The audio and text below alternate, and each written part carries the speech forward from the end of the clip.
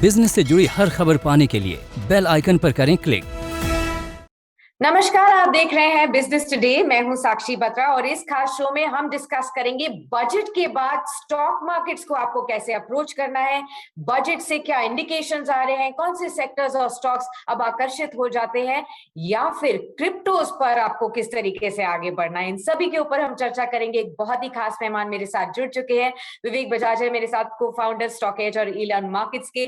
बहुत ही जाने माने नाम है स्टॉक मार्केट्स की दुनिया में, समझाते हुए अलग अलग यूट्यूब प्लेटफॉर्म हो या ट्विटर प्लेटफॉर्म हो, बहुत से फैन फॉलोइंग भी है इनकी, जहां पर ये समझाते हैं कि financial freedom stock market investment के जरिए कैसे आप अप्रोच कर सकते हैं। तो आप इनको अलग अलग प्लेटफॉर्म्स पे फॉलो भी कर सकते हैं। बहुत से नॉलेज पॉइंट्स आपको इनके सेशंस अटेंड करते हुए मिलेंगे और इसीलिए हम इनको आज इस सेशन में भी लेके आए हैं, जिससे पता चले आपको कि बजट का आपकी जिंदगी में खास तौर पर क्या फर्क पड़ा है। बहुत बहुत शुक्रिया विवेक जुड़ने के लिए इस खास चर्चा में। सबसे पहले आपसे यही जानना चाहेंगे कि बजट को लेकर और जिस तरीके से स्टॉक मार्केट्स ने बजट को सलामी दी है, उस पर आपका क्या वर्डिक्ट है? थैंक यू साक्षी बुलाने के लिए। पहले मैं ये कहूंगा कि जब हम लोग बजट के बारे में सोचते हैं तो हमको एक ब्रॉडर पिक्चर को माइंड में रखना चाहिए।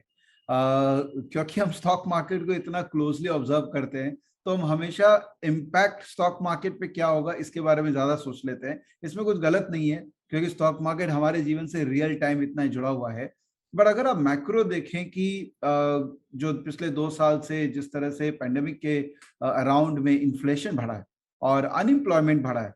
देखिए इंडस्ट्रीज की अब बात करें, अपने कुछ दोस्तों से अगर बात करेंगे तो पॉकेट्स के अंदर में कई बिजनेसेस ने बहुत अच्छा काम किया है। स्पेशली जो रॉ मटेरियल साइड में है, मेटल साइड में है या जो टेक साइड में, उन लोगों ने बहुत अच्छा काम किया है। लेकिन जो उसके अलावा जो इंडस्ट्रीज हैं या सर्विस सेक्टर्स हैं उनमें अनएम्प्लॉयमेंट है और उनके बिजनेसेस स्ट्रगल कर रहे हैं। तो जब गवर्नमेंट किसी भी तरह का फिस्कल एक्शन या पॉलिसी एक्शन लेती है तो वो मैक्रो को देखती है, करेक्ट। तो मैक्रो के अंदर में अब ये दो प्रॉब्लम को सॉल्व करना जरूरी था कि भाई इन्फ्लेशन को कैसे अपने कंट्रोल करे। आरबीआई मॉनेटरी मेजर से इन्फ्लेशन कंट्रोल करती है, इन्फ्लेशन इंटरेस्ट रेट्स को बढ़ा के या मनी सप्लाई को कंट्रोल करके। बट गवर्नमेंट का रोल है कि मैक्रो एक पॉलिसी फ्रेमवर्क को बेटर बनाए ताकि ये दो प्रॉब्लम्स को सॉल्व किया जाए। मुझे लगता है ये जो बजट है ना, ये आने वाले 25 साल का अच्छा नींव रखा गया है, जहां पे मैक्रो प्रॉब्लम्स को सॉल्व किया गया, या मैं कहूंगा कि एक रास्ता दिया गया मैक्रो प्रॉब्लम को सॉल्व करने का। नहीं तो गवर्नमेंट चाहता तो पॉपुलिस्टिक बजट बना लेता, फ्री में पैसे बांट देता, टैक्स कम कर देता, तो जिससे एक बार यूफोरिया क्रिएट हो जाती। बट शायद उसकी नीड नहीं थी बिकॉज ऑलरेडी ब्याज दर इतने कम है हमारे देश में कि कंजम्पशन लेड ग्रोथ का प्रॉब्लम नहीं है। लोग कंज्यूम कर ही रहे हैं बिकॉज ईएमआईज में पैसे बहुत अवेलेबल हैं। कई फिनटेक्स है जो पैसा बांट रहे हैं ताकि आपको चाहिए अगर कंजम्पशन करने के लिए तो आप ले सकते हैं। तो कंजम्पशन लेड ग्रोथ का प्रॉब्लम नहीं था, प्रॉब्लम था मैक्रो ग्रोथ का। तो इस बजट में एक अच्छी अपॉर्चुनिटी थी उस मैक्रो ग्रोथ को एड्रेस करने के लिए, जो गवर्नमेंट ने बहुत अच्छे से किया है। एब्सोल्युटली। तो कंजम्पशन लेड ग्रोथ को अवॉइड करके इन्वेस्टमेंट लेड ग्रोथ को सरकार ने इस समय फोकस दिया है। इस बजट में मैक्रो कंसर्न्स को प्लग इन करने की कोशिश की गई है, जिससे ओवरऑल अगले कई सालों में इकोनॉमी में डेफिनेटली एक ग्रोथ पाथ पर इकोनॉमी आ सकती है। उस तरीके के एफर्ट्स लिए गए हैं। लेकिन आपने सबसे सही कहा कि जो कंसर्न्स इस समय बजट से पहले हमें नजर आ रहे थे, इन्फ्लेशन या बढ़ते हुए इंटरेस्ट रेट्स को देखते हुए, मैं यही जानना चाहती हूँ कि बजट तो अब हो गए अनाउंसमेंट्स, लेकिन अब आगे जाते हुए स्टॉक मार्केट्स के लिए क्या ये दो फैक्टर्स एक अड़चन बन सकते हैं या नहीं? अगर शेयर बाजार का आप 100 साल का हिस्ट्री देखेंगे तो जब जब मार्केट करेक्ट होता है रिकवरी बहुत फास्ट आती है। इनफैक्ट मैंने ये एक एम्पिरिकल स्टडी किया था कि मेरे लाइफ टाइम में या हम सबके लाइफ टाइम में 4 बड़े मौके मिलते हैं बड़ा पैसा बनाने का। क्योंकि मार्केट वो गिरता है और फटक करके रिकवर कर जाता है। तो मैंने अपने जीवन में 2 मौके देख लिए और 2 और मौके मिलने वाले हैं। तो जब रिकवरी आती है जो कि बहुत फास्ट होती है, उसके बाद कुछ फेज होता है, वो कंसोलिडेशन का फेज होता है। वहां मार्केट भी श्योर नहीं होता है कि उसको कहाँ जाना है, ऊपर जाना है कि नीचे जाना है। जी। मुझे लगता है 2022 वो समय है जब इन्फ्लेशन क्योंकि इतना हाई है ग्लोबली, दुनिया भर के सेंट्रल बैंकर्स अब इसको सीरियसली लेने वाले हैं। और इस साल कुछ ऐसे एक्शंस लिए जाएंगे जो शायद मार्केट को पसंद नहीं आएंगे। तो मार्केट एक रेंज के अंदर में घूमेगा या थोड़ा विकिश अंडरटोन रखेगा। तो मुझे लगता है कि बहुत स्पेसिफिक स्टॉक्स या सेक्टर ओरिएंटेड काम करना चाहिए। ज्यादा Okay. निफ्टी और बैंक निफ्टी को अगर हम देखेंगे तो हम डेली बेसिस पे अपना व्यूज को चेंज करते रहेंगे। जी, एब्सोल्युटली। अब क्योंकि आपने सेक्टर्स और स्टॉक्स की बात की है, मैं इसी पर आ जाती हूँ। बजट के लिहाज से बहुत सारे ऐसे अनाउंसमेंट्स हुए हैं जिससे कई सेक्टर्स पर इम्पैक्ट पड़ता हुआ हम देख सकते हैं। जैसे इंफ्रास्ट्रक्चर को देखकर हमने देखा काफी अनाउंसमेंट्स हुए, रेलवेज हुआ, housing, real estate, solar energy, renewable space या फिर इलेक्ट्रिक व्हीकल्स की भी बातचीत हुई और बैटरीज और कई चीजों की बातचीत हुई। ऐसे में इन्वेस्टर्स को अब किन चुनिंदा सेक्टर्स और स्टॉक्स में फोकस करना चाहिए जिन पर सीधा बजट के अनाउंसमेंट्स का लॉन्ग टर्म में इम्पैक्ट देखने को मिल सकता है? जी, देखिए दो तरह के सेक्टर्स होते हैं, या तो वो सेक्टर कंजम्पशन स्टोरी को बिलोंग करते हैं या वो बिल्डअप स्टोरी, ग्रोथ स्टोरी को बिलोंग करते हैं, करेक्ट। तो कंजम्पशन स्टोरी तो वैसे भी इंडिया में इंटैक्ट है क्योंकि कंजम्पशन पैटर्न सबका काफी बेटर होता जा रहा है, हम सबको कोई प्रॉब्लम नहीं है लोन लेके कंज्यूम करने में। तो वहां पर गवर्नमेंट का शायद कोई सपोर्ट चाहिए भी नहीं, बिकॉज वहां अपने आप ही वो चक्रा चल रहा है। लेकिन जो मैक्रो जहां पर नीड थी गवर्नमेंट की इनिशिएटिव्स की, वो अब आ गया है। तो जाहिर सी बात है कि हम कंजम्पशन ओरिएंटेड स्टॉक्स में तो पैसे डालेंगे, फॉर एग्जांपल बैंकिंग, एनबीएफसीज, ये तो अच्छा करेंगे बिकॉज जितना ज्यादा कंजम्पशन की प्रोपेंसिटी बढ़ेगी उतना वो भी अच्छा रिटर्न जनरेट करेंगे। लेकिन उसके अलावा जो इंफ्रास्ट्रक्चर सेक्टर है, जो मेटल्स, आयरन एंड स्टील है, जो सीमेंट सेक्टर है, ये सारे इस साल के लिए मुझे लग रहा है कि एक पॉजिटिव ओरिएंटेशन में ही रखना चाहिए अपने को। लेकिन मैं एक वार्निंग दे देता हूँ कि जब हम पॉजिटिव बात करते हैं इसका मतलब ये नहीं कि आज इतनी बजे से लेके अब पॉजिटिव ही रहेगा सब कुछ, वैसे वर्क नहीं होता है। तो ऑब्वियसली करेक्शंस भी आएंगे और जब करेक्शंस आते हैं तो आपको मानना पड़ेगा कि वो एक अपॉर्चुनिटी है, और जब मार्केट तेज रहता है तो ऑब्वियसली समझदार लोग जो है थोड़े थोड़े अपॉर्चुनिटीज को कैपिटलाइज भी करते रहते हैं। तो डोंट कंसिडर कि आज बोल दिया तो आज ही से सब कुछ तेज हो जाएगा। एब्सोल्युटली। हमने ये भी देखा कि मार्केट्स में अभी तक एक पहलू प्राइमरी मार्केट्स का भी काफी ज्यादा स्ट्रांग था, जब हमने लगातार स्ट्रिंग ऑफ आईपीओज देखे और बहुत सारा पैसा वहां जाते हुए देखा। इस आईपीओ के स्पेस में एक जो आईपीओ का अनाउंसमेंट पिछले 6 महीने 8 महीने से हम लगातार वेट कर रहे हैं, वो है एलआईसी का आईपीओ। और बजट स्पीच में फाइनेंस मिनिस्टर ने शायद शुरू के 5 मिनट में ही अनाउंस कर दिया था कि एलआईसी का आईपीओ बहुत ही जल्द आ सकता है और हो सकता है इसी वित्त वर्ष में आ जाए। इसे देखते हुए और भी ज्यादा इंटरेस्ट जाग उठा है इन्वेस्टर कम्युनिटी में।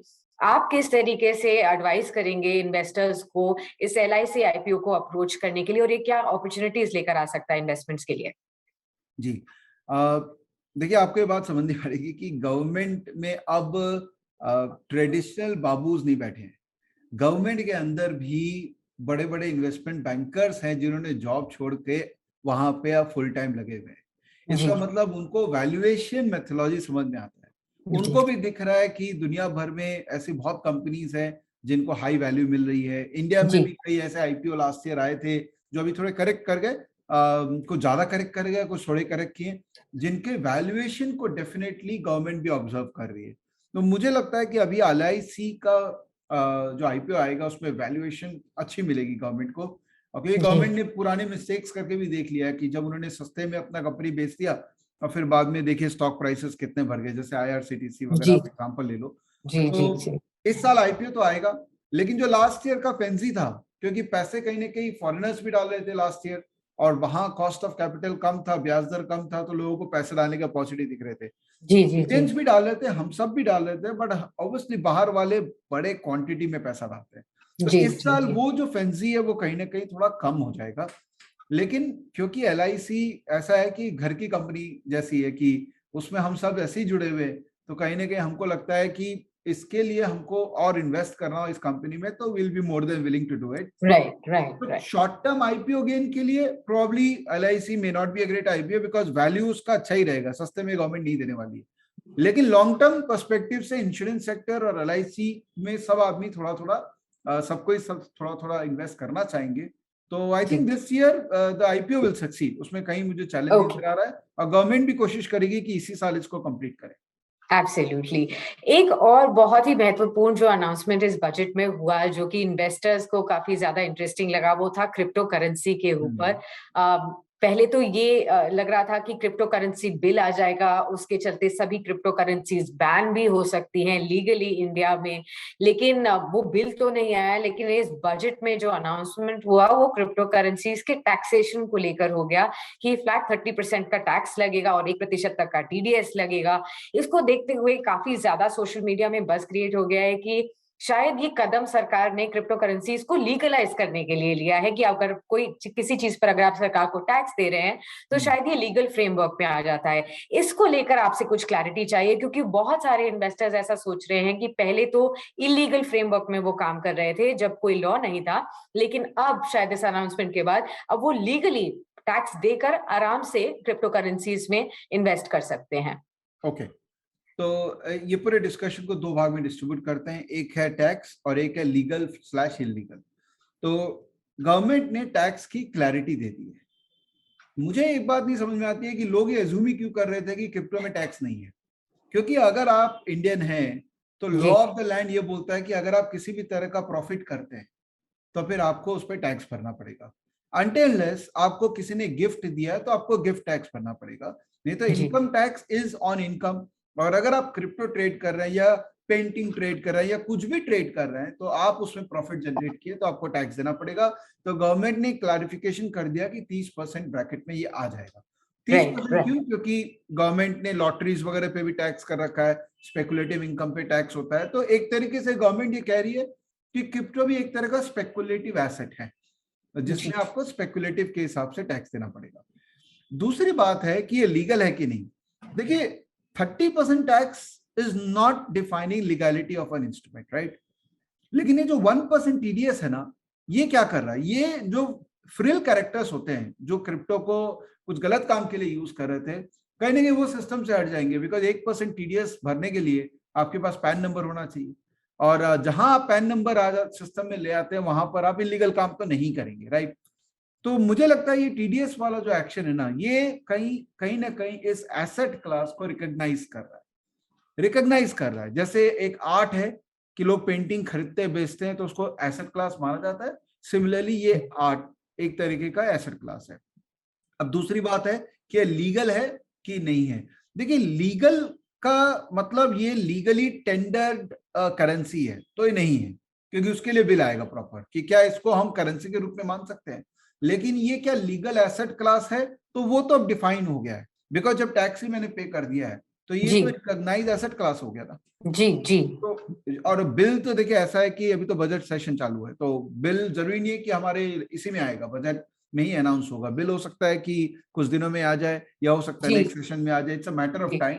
But I think that bill will be more around crypto as a currency, not crypto as an asset class. Okay, understood that. बहुत सारे पहलुओं पे हमने डिस्कशन किया है, इससे इन्वेस्टर्स को काफी क्लैरिटी भी मिली होगी कि बजट से मार्केट्स के लिए, IPO स्पेस के लिए, क्रिप्टो करेंसीज के लिए किस तरीके से अब आगे आपको इंडिकेशंस मिल रहे हैं और कैसे आपको आगे बढ़ना है। बहुत बहुत शुक्रिया विवेक जी इन सभी इंसाइट्स को हमारे साथ शेयर करने के लिए, बताने के लिए कि बजट्स का सीधे सीधे हमारी जिंदगी पर क्या फर्क पड़ने वाला है और कितने लंबे समय तक इकोनॉमी पर इसका इम्पैक्ट भी देखने को मिल सकता है। बहुत बहुत शुक्रिया। बहुत ही अच्छे इंसाइट्स आपने हमारे सभी व्यूअर्स के साथ शेयर किए हैं। उम्मीद करते हैं ऐसी चर्चा हम आगे भी बढ़ाते रहेंगे आपके साथ। Thank you Sakshi ji. If you like the video, do like, comment, share and subscribe.